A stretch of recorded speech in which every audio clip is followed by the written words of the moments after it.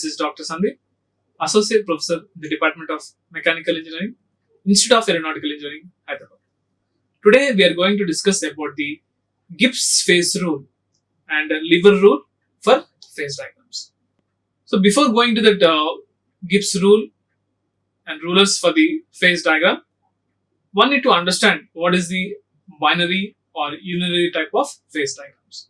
So here one component or unary phase diagrams. So in the name itself we have one component.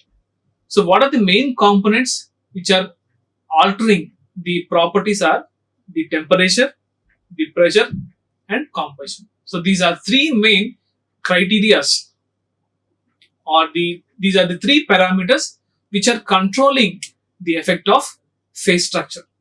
So if you change the temperature, then what is happening? There is some change in the physical structure. If you change the pressure, there is some change in the microstructure. If you change the compositions, again you can change the microstructure. So these are all three parameters which are influencing the microstructure or the properties of any given metal. So first one is the temperature, second is the pressure, and the third one is the composition. So depending upon these three variabilities or three parameters, you can define whether it is a unary phase diagram or binary phase diagram.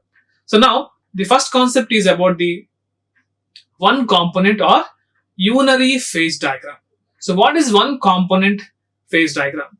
So much of the information about the control of phase structure of a particular system is conveniently and concisely displayed in what is called as phase diagram. So in general, phase diagram gives the information of all the characteristics of the given metal, whether it is respect to the melting point, whether it is a phase information, whether it gives the casting temperature, whether it is giving what is the composition percentage. So all this information can be utilized with the help of the phase diagram. Also, it is called as a equilibrium diagram also. So the phase diagram can also be termed as equilibrium diagram, in which we can get the information in all categories with respect to all categories, whether it is a chemical, mechanical, microstructure properties or the melting properties. So all these can be acquired with the help of the phase diagrams, and sometimes these phase diagrams are also called as equilibrium diagrams. Now, as we discussed, the three variable parameters are very playing a key role in this. So what are those three parameters which are controlling the phase effect structure? Okay, which are affecting the phase structure. What are those parameters? First one is the temperature, second is the pressure, and third one is the compressions. So these three parameters are affecting the phase structure. Now, phase diagrams are constructed when various combinations of parameters against these parameters we have to plot. What we have to do? We have to plot the phase diagrams with respect to these parameters against each other, so that we can easily identify at what point these metals are being changing with respect to pressure or composition or the temperature. Now, the simplest and easiest type of phase diagrams to understand is that one component system. So what is one component system? So in the name itself, one component. So only one component you are varying, other components you are keeping constant. So that type of system is called as a one phase type or unary phase diagram. Okay, so one component, only one component you are trying to vary, and other components. So what are the three components here? Pressure, temperature and composition. So in these three components, if only one component is varying and other two components are kept constant, then that type of system is called as one component or unary phase diagrams. So in this thing, what we are trying to do, in which the composition is held constant. So in this type of unary or one component, the composition is being kept constant. And what are the other two variables here? The pressure and temperature are varying. So this type of system is called as unary phase diagram. So the one component phase diagrams or unary phase diagrams, or also sometimes they are called as a PT diagrams, that is pressure and temperature. Since the pressure and temperature are kept constant and the composition is being varied, then this type of systems are called as a PT diagrams also. Whatever the phase diagrams are drawing in this case as a one component or unary phase diagrams, and there is other name which is called as a PT diagram, that is pressure temperature diagram. So this is represented as a two-dimensional plot, pressure versus temperature. And coming to binary, what is binary phase diagram? Here again, when you compare with the unary, in unary only the composition is being varied and pressure and temperature are constant.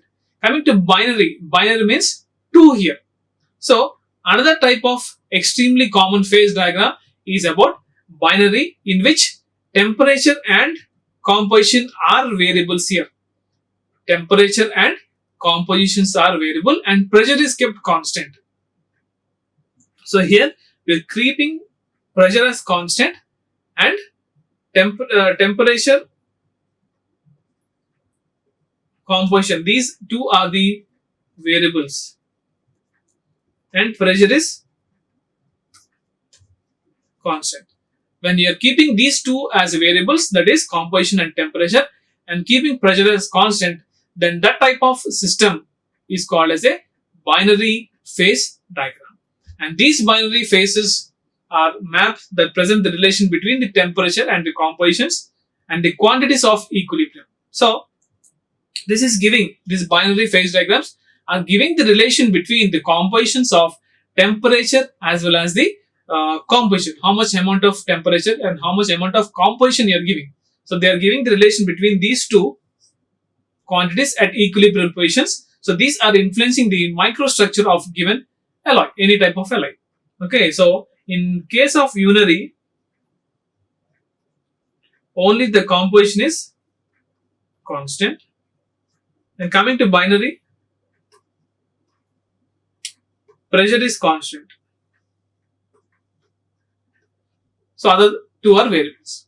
So like that, since any phase diagram is influencing with these parameters, that is pressure, temperature and compositions, so depending upon which is variable and which is constant, you are identifying whether it is a unary or binary phase diagrams. So in binary phase diagram, many microstructures develop from phase transformation that occur when the temperature is altered. So when increasing the temperature, what is happening? There is some change in the microstructure, is it not? Since it is being transformed from one phase to another phase. So in the previous examples, we have discussed that temperature increases the solubility limit. Similarly, with the increase in the temperature, what is happening? There is some change in the phase. There is some change in the phase, like from solid to liquid it can convert, from liquid to gaseous it can convert. So during this change of phase with respect to temperature, what is happening? The microstructure is also being varying. So that's why the microstructure varies along with the temperature. And this involves the transition of one phase to another. So depending upon the phases change, this microstructure is being varied. Now, if you see this figure, what is happening here? Binary isomorphous system. What is binary isomorphous system? We'll see here. Now, in this case, you have the x-axis and y-axis. Here, it is very easy for us to explain this type of binary by the interpretation of the copper and nickel. So we are taking copper nickel system as an example to define or to draw the phase diagram of this binary isomorphous system. So the temperature, what are the temperatures is there? The temperature is plotted along the vertical axis, that is y-axis. So starting from 1000 degrees centigrade, 1100, 1200, 13, 14, 15 and 1600 degrees centigrade. And if you see the x-axis, so here you have with the copper starts from 0, 20, 40, 60 and 80. So it is increasing the weight percentage of copper. And here the nickel is starting with 100, is slowly getting down to 0. That means opposite to each other. So here the copper is starting at 0 and nickel is starting at 100. So now the x-axis refers to the weight percentage of copper and nickel. Now, copper starts with 0% of weight and nickel starts with 100%. And similarly, if you go on increasing from left to right, so there is an increase in the percentage of copper. And if you see from the right to left, there is a reduction in the percentage of nickel. And along the y-axis, there is a rise in the temperature.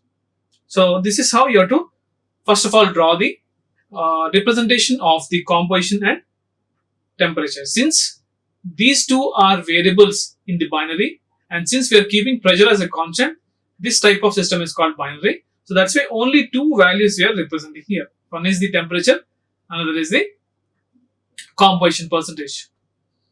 Now the composition ranges from 0 weight percentage of nickel on the left horizon. So at this point you are getting the 0 nickel. At this point you are getting 100% of nickel. Similarly, at the extremity you have the copper percentage as 100 and nickel percentage as 0. So that is how you have to show. So at the x-axis you have two composition percentages. One is the at the x-axis, one is the copper and another is nickel percentage. So copper is increasing from 0 to 100 and nickel is 100 to 0. Why means again you have to balance. Since we have two compositions here, it has to balance to 100%. That's why wherever you see, suppose if you have here 20, it has to be 80 here. If it is 40, it has to be 60. If it is 80, it has to be 20. Like that, you have to distribute the composition of percentages, and if you add these two percentages, it should be equal to 100. Now, what are the three different regions are there in this category? We will see here. You have the alpha region. This is the alpha region. What you have. Another is the liquid region. This is the liquid region, and another region which is having two phases, alpha plus L. That means you have a liquid state. Another state is what? Another phase is what? Combination of the solid and liquid. That means from this point the solid is being starting, solid state. So that's why you have some liquids. So both the combination here you have. And if you still further come down, you have the alpha zone, that is the solid zone. The liquid is a homogeneous liquid solution. Why it is homogeneous means both the nickel and copper are being mixing together. It is in the form of a complete liquid state. That's why it is homogeneous. Both are exactly mixing each other. So copper and nickel. That's why it is called a homogeneous, and it is having a FCC crystal structure. Now at this temperature, at the temperature below 1080, that means at this point, what is happening? The copper and nickel are mutually soluble at each other. That means it is before the solubility limit. So before the solubility limit, what is happening? The copper as well as the nickel are being soluble to each other. Now after that, what is happening? That's why if you see in the figure, whatever the thing is there, complete liquid. So here the liquid is a homogeneous, which is a combination of nickel and copper. So there is no solid formation between. Now after this, what is happening? The copper and nickel system is termed to be isomorphous because there is a complete liquid solution. It is an isomorphous thing. Now still a couple of comments are in ordering regarding the nomenclature. So what are the nomenclature items we are taking here? We are taking as alpha plus L, and here this is L. So these are some of the nomenclatures we are following to describe whether it is in the liquid form, solid form, or combination of both liquid and solid. So in this case also we have three different phases. So first phase is about liquid phase, second phase about the solid phase, and the third phase is about the liquid plus solid state. Now, since both the components are homogeneous, so this is completely liquid. Now, if you come down to this red line, what is happening here? This is the line where the solubility is starting. That means there is some solubility, some nucleides are being formed. So if you see the microstructure, before the microstructure completely, there is 100% of nickel and 100% of copper in the liquid form. Now if you come down, what is happening? There is change in the microstructure. So what is happening? There are some nucleides are being formed like this, as well as some liquid formation. but here you have 50% of copper and 50% of nickel. And coming to the, at this point, wherever the starting point of solid, there is a 60% of nickel and 40% of copper, like that. If you're still coming down towards the solid state, what is happening? There is an increase in the solid material and there is a reduction in the liquid state. That's why here you have the combination of both liquid and solid. So that means again 50% of liquid and 50% of solid. And coming to still further at this point, what is happening? There is complete solubility. That means if you see the microstructure, there are like this. There is some phase transformations. You can identify 3 phases. So like that, at each point, you can identify the microstructure of the nickel and copper. So earlier it is a homogeneous, since both are mixing together rapidly. That's why it is a liquid form. Now if you still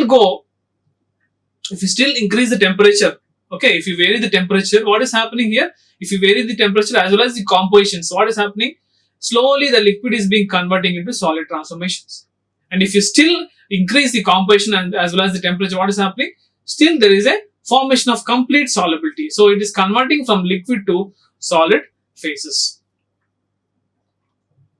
Now from this figure, what are the things you can identify here? Solidus line, liquidus line intersects at the composition of extremities. So what are the extremities here? This is the extreme point and this is the extreme point. So at the extreme points only, these two are meeting each other. The copper nickel combinations are meeting each other. That's why what is happening here?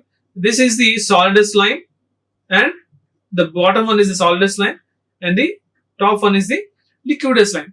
These two lines are intersecting at the extremities. These are the extremities. That means these corresponding to the melting temperatures of the nickel as well as the copper.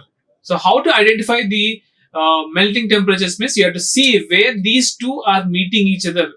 At the extremities, at these extremity point, the solid line and the liquid line are meeting each other. That means this refers to the melting temperatures of copper as well as the nickel. So from here you can see that what is the melting temperature of copper here? The melting temperature of copper is 1085 degrees centigrade, as well as if you see this extremity 1453 is the melting temperature of nickel. So this is how it is very easy, useful for us to identify what are the melting temperatures of the given alloy. So in this case, the copper and nickel are given. You can easily identify by the help of these binary phase diagrams.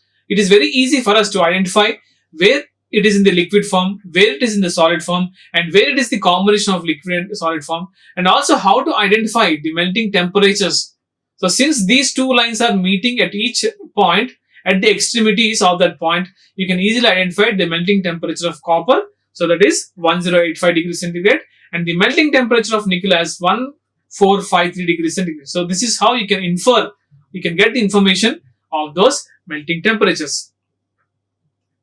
So now copper remains solid until its melting temperature is. That means this copper it remains as a solid itself till the melting temperature reaches. So up to that point, it will be in the liquid state, solid state. Once this solid state reaches this melting temperature, slowly it is converting into liquid form. The solid to liquid transformation takes place at the melting temperature. So at the melting temperature, once any metal reaches the melting temperature, then what is happening? Slowly the transformation takes place from the solid to liquid state. Any type of metal, once it transforms from solid to liquid, means it has to reach its melting temperature. So that melting temperature can be identified with the help of this phase diagram. And how to interpretation of phase diagrams? What are the 3 things you have to know to interpret these phase diagrams? So for binary system, the composition and temperature, what we are doing here, the composition as well as the temperature are being varied and pressure is kept constant. So this is the main idea in the binary phase diagrams. So what are the 3 kinds of informations are available to interpret these binary phase diagrams is, first one is the phase that is present. what type of phase which is present in that phase diagram, binary phase diagram. Second is the composition of these phases. So how much percentage of nickel with copper is there, you have to identify. And the percentage of fractions of these phases, how much percentage, weight percentage you're giving. So all these informations, all these three kinds of informations are available in order to interpret what type of phase diagram it is. So in this case, since we are taking it as a binary, pressure is kept constant and temperature and compositions are varying. So first you need to identify what type of phase it is present and what is the composition of these, and finally how much weight percentage of compositions are there, you have to think. Now how to demonstrate these things we'll see using this copper and nickel system. First is the phase present. What type of phase is present in the system, we'll see. The establishment of what phase present is relatively simple. So that means whether it is in a liquid phase, solid phase, or solid plus liquid. That is, alpha means solid plus L means liquid, alpha plus L, that means solid plus liquid. What type of phase you have to identify. So for that, what we have to do here, one, just locate the temperature composition point on the diagram. So you need to know what is the temperature corresponding to that point and what is the composition corresponding to that point. So if you know those composition, that what you have to do, you have to just drop those lines along the x-axis and along the y-axis. If you drop the lines, if you stretch the lines along vertical and horizontal axis, then you can easily identify the percentages as well as the compositions of those nickel as well as the copper. Now if you take the example of an alloy composition of 60 weight percentage of nickel and 40 weight percentage of copper at 1100 degrees centigrade. That means at 1100 degrees centigrade, if the composition of 60 weight percentage of nickel and 40 weight percentage of copper. So how to identify, how to locate that point A, you will see now in this figure. So because you can take the temperature as 110, that means this is the temperature what we are trying to take. So just drop the line. 60 weight percent, that means this is the 60 weight percentage of nickel and 40 weight percentage of copper. So this is the 40. That means both are should be balanced to where in order to take the percentage, it has to balance. That's why 40%.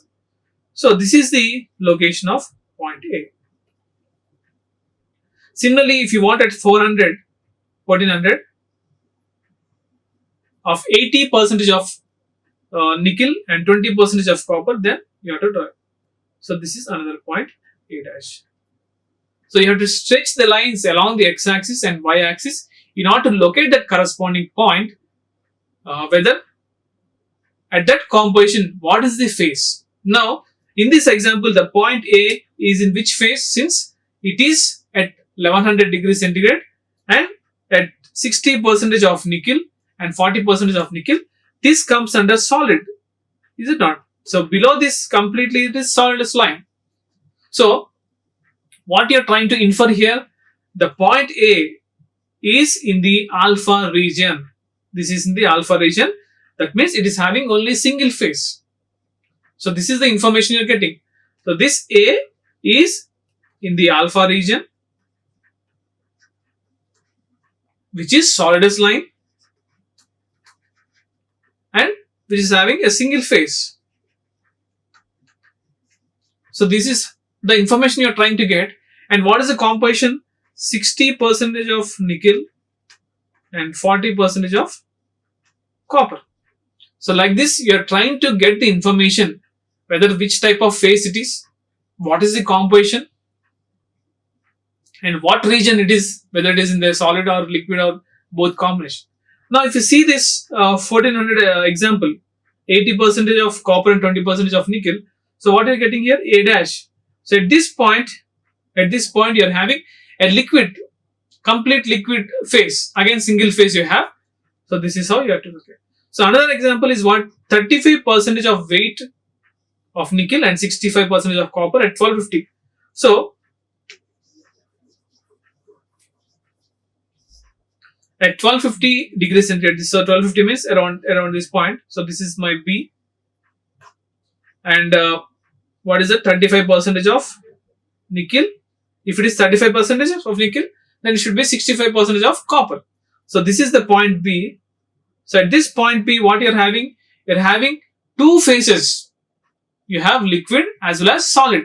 That's why alpha and liquid phases are at equilibrium. So combination of alpha plus L at point B.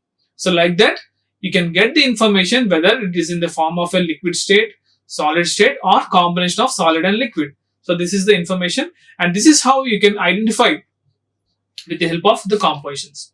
So if we are here, we are varying the compositions along the x-axis. Along the y-axis, you are varying the temperatures. And from this information, you are trying to get what type of region it is. That means what type of phase it is, whether it is a single, a solid phase, liquid phase, or a combination of these things.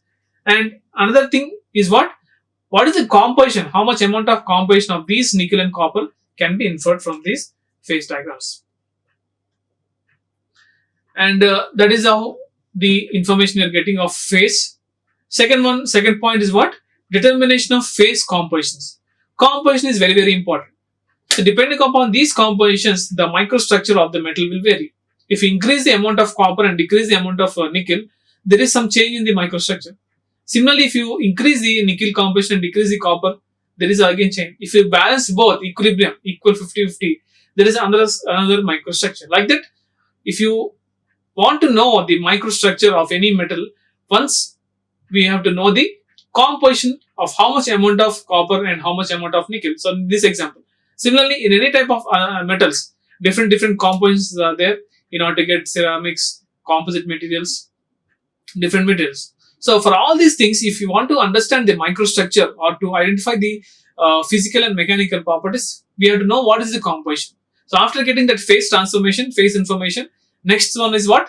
The phase compositions are very, very important. So for the first step in determining the phase compositions is to locate the temperature as well as the composition. So one need to locate at what temperature you're getting those compositions. So that is very, very important. So different methods using for single phase and double phase. If it is a single phase, it is very easy for us to extract the data.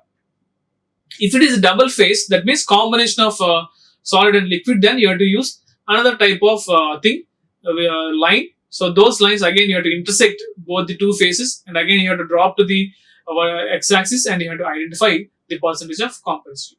So that we'll see. If it is single phase, in the previous slides, how we are stretch the lines along the x and y axis, then easily identifying whether it is A point, B point, or A dash point. If it is a single. Now, if it is a multiple phase, more than two phases are there, how to identify the compositions in the alloy, we'll see now. Now see here, in this case, example, consider 60 weight percentage of nickel and 40 weight percentage of copper at 1100 degrees centigrade. So this is the point. At this composition temperature, only one phase is present. Only one phase you have. So simply you can tell that you have 60% weight of nickel and 40 weight percentage of copper. Since it is a single phase, this point A is lying in the single phase, that is at solid phase. So it is very easy to describe the composition in a single phase. Now, for a multiple phase, two-phase system, a tie line is very useful to describe the composition. A tie line is being taken. So what is tie line? What does tie line means? It is an intersection between the two phases. So for an alloy having the composition temperatures which are located in a two-phase region, when it is having a two-phase region, so what is happening here? You have to draw a series of horizontal lines at every temperature. You have to draw a series of parallel lines. So this is the series of parallel line what you're drawing. So this series of parallel line which is intersecting both the phases is called as a tie line. So with this help of the tie line, you can easily find out what is the composition of the given metal.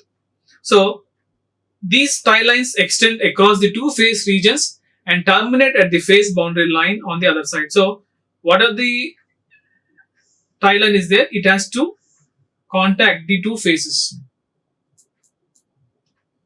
Now, how to construct those tie lines and what is the useful of the tie lines and how to get the information of the composition with the help of tie line we'll see. So to compute the equilibrium concentrations of the two phases, you need to follow this procedure. First one is what? A tie line has to be constructed across the two phases. So since you have the two phases, but that is a solid combination of both solid and liquid, at these two phases you need to draw a line. A tie line should be constructed across the two phases. So this is my tie line. Whatever the blue line you're seeing here, this is the tie line which is across the two phases at the temperature. Now after that, what you have to do, the intersection of the tie line and the phase boundaries on either side are noted at both the sides. So this is Cl and C alpha. You have to drop. Okay. So you have to find out the intersection where the line is being, the tie line being intersecting on the phase boundaries. You have to find out. But then after that, what you have to do, drop perpendiculars from these intersections. So after identifying the intersections, these are the intersection points. After identifying these intersection points, what you're trying to do, you're trying to draw perpendiculars like this. Dropping perpendicular where? On the horizontal composition. So in order to find out the compositions, on the composition axis only you have to draw the perpendiculars from the intersection points. So these are my intersection points. From these intersection points, I am drawing the horizontal lines to identify the compositions. So I am drawing these horizontal lines. Right. So this is how you are getting the phase, two phases where alpha and liquid is there. That means solid and liquid is there. Now, first point is what? You have to draw a tie line. So I am drawing a tie line like this. After that, you have to identify the intersections on the two phases. So these are my intersections on the two phases. What is the third step?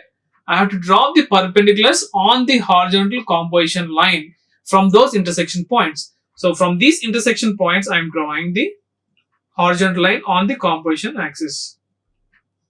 So this is how you have to draw.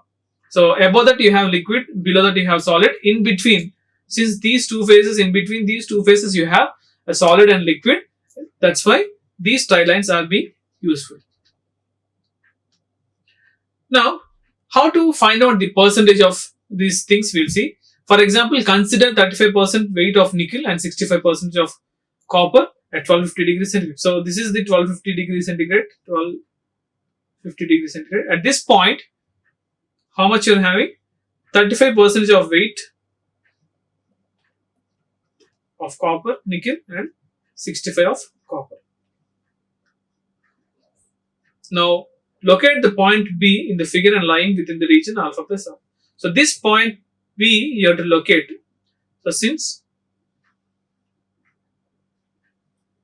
So this is my point B you are locating, which is inside both the phases alpha plus liquid. Now we are constructing the tie line where this line has to be intersect with the two phases, and after that drawing the tie line, you have to identify the intersection points. These are my intersection points, and from that intersection points I am drawing a perpendicular lines to identify what is the values of Cl and C alpha. These two values I am getting. Now the perpendicular from the intersections on the tie line with the liquid boundaries need to be meets the composition axis. That's why now after dropping this line, you have to check what is the percentage here. So it is approximately 31.5% of nickel. If it is 31.5% of nickel, then it should be 68.5% of copper at this point. Similarly, at this point, what is the composition means? So it is 42% of nickel and 57.5% of copper. So this is how you are trying to identify the compositions of the copper as well as the nickel with the help of the tie lines. So tie lines are very, very important to find out what is the compositions of those materials. So what we are trying to do here, if it is a single phase, it is very easy for us to describe the compositions by dropping the vertical and horizontal lines along the temperature compositions. Now since it is a binary two-phase region, it is difficult to locate the compositions. So what is the procedure to locate those compositions in the binary binary phase diagrams means, first you have to draw a tie line. What is a tie line? This tie line has to tie between the two phases. What are the two phases here? You have liquid and solid phase. So in the liquid and solid phase, you are trying to draw the tie line. So this is the tie line what I have. Since they have given the temperatures corresponding to 1250 degrees centigrade and 35% and 65% of copper nickel, so I can locate the point B. This is the point B.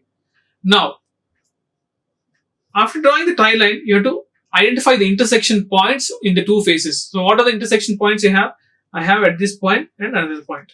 So two intersection point I am getting. So from that intersection points, you have to draw a perpendicular on the horizontal composition line. Why to draw a horizontal line along the horizontal line means, in order to get the composition, the main criteria is to identify what is the composition percentage of copper versus nickel. So in order to get that composition, what you are trying to do, from those intersection points, I am drawing the perpendicular lines on the horizontal axis. So I am drawing like this. Now at this point on the horizontal axis, I will find out what is the value of copper and nickel. So at this point if you see, at this point my value is 31.5% of nickel and 68% of copper at this point. Similarly, at this point of the tie line, I have 42.5% of nickel and 57.5% of copper. So like that, you have to identify the compositions in the binary phase diagrams. Next is how to identify the phase amount. What is the percentage of phase amount? You have to see. So the third point, if the composition and temperature positions are located within the two phases, if the composition as well as the temperature positions is located in the two phases, things are more complex, is it not? In a single phase, it is very easy for us to identify what is the temperature value as well as the composition value. But if the same thing is in between these two, it is becoming more complex to identify what is the percentage composition, what is the phase amounts you have. So again, the tie line must be utilized in this procedure, or we have the lever rule. So this is the lever rule which is being followed to identify the phase amounts. So lever rule is very, very useful for us to identify the phase amounts when the phase is between the two phases, when the composition is between the two phases. What we are trying to do here, again, a tie line is to be constructed across the two phase regions at the temperature of the alloy. So for the given temperature, at the given temperature, you have to draw the tie line. Again, this tie line, what we have to do, the overall alloy composition is located in the tie line. So what is the composition? The overall composition has to be located on the tie line. First, you have to introduce the tie line. This has to be constructed in between the two phases. After that, what you have to do, you have to give the overall compositions on the tie line. And the third one is what? The fraction of one phase is computed by taking the length of the tie line. So if you know the length of the tie line, then you have to take the fraction. From that, you can identify what is the composition of the phase line by dividing the total tie length. So first of all, you have to identify what is the total tie line length. From that, at what composition you have the tie line, you have to do the fraction, then you can get the phase amounts. Now, what is the fraction you are getting? This fraction on the other phase is determined in the same manner. Similarly, the same thing has to be repeated to another phase in order to get what is the fraction on that. Now, these percentages are described. You have to multiply with 100 and you can get what is the percentage of weight fractions you are getting. Then you can compute these phase amounts. So in the phase percentage as described, each phase transformation is multiplied by 100. You have to multiply. Suppose if you are getting something, the tie line length, this is the total tie line length. as 65. Okay, 0 to 100. Somewhere I am getting some point here. This is my 65 and dividing by what is this line? So this is A, B and in between C. So total length is what? 100. And now what is AC line? AC line is 40 into 100. So how much you are getting? You are getting 60%. Like that. So you have to calculate each fraction by multiplying by 100 and the composition axis scaled with the weight percentages. So 40 by 60 into 100. So approximately you are getting 65%. So like that you have to calculate what is the determination of phase amount by taking the phase line. So main criteria in this is what? You have to use the tie lines to compute the percentage of composition, and also these tie lines are useful to identify what type of phase it is, and if it's a single phase there is no requirement of a tie line. If it is more than two phases then the tie line is useful. It gives the composition as well as the percentage of compositions of a given material like nickel and copper. So in this case the percentage can be calculated. So suppose if this is the total length, R plus S is my total length, this has to be divided with this R and multiplied with 100 to get the percentage of percentage of nickel with respect to copper with the help of a tie line. And if you want to know the just simply the compositions in a two-phase system, then what you have to do? You have to draw a tie line. The tie line should intersect on the two phases. From that intersection point, you have to drop the perpendiculars on the horizontal axis. And from that horizontal axis, and it is very easy for us to identify what is the composition of those material or whatever the alloys you are having. So this is how the phase diagrams are very important based upon the lever rule and the phase diagrams with the help of the tie line. And if you want to have the information about these phase diagrams using the phase rule, lever rule and tie rule, and these are some of the books where you can refer and get the information. First one is the Introduction to Physical Metallurgy by Tata McGraw-Hill, and the other one is Essential of Material Science Engineering, and the third one is Material Science and Metallurgy by Everest Publications, and the last one is Material Science Engineering. This is by Willie, 9th edition. So these are all the references books where you can get the information about the phase diagrams, how to identify the phases, how to identify the compositions, how to identify the tie line with the help of tie line in a single binary phases to identify the compositions. All these informations can be available. Thank you for the session. Like, share and subscribe. Hit the bell icon for more updates.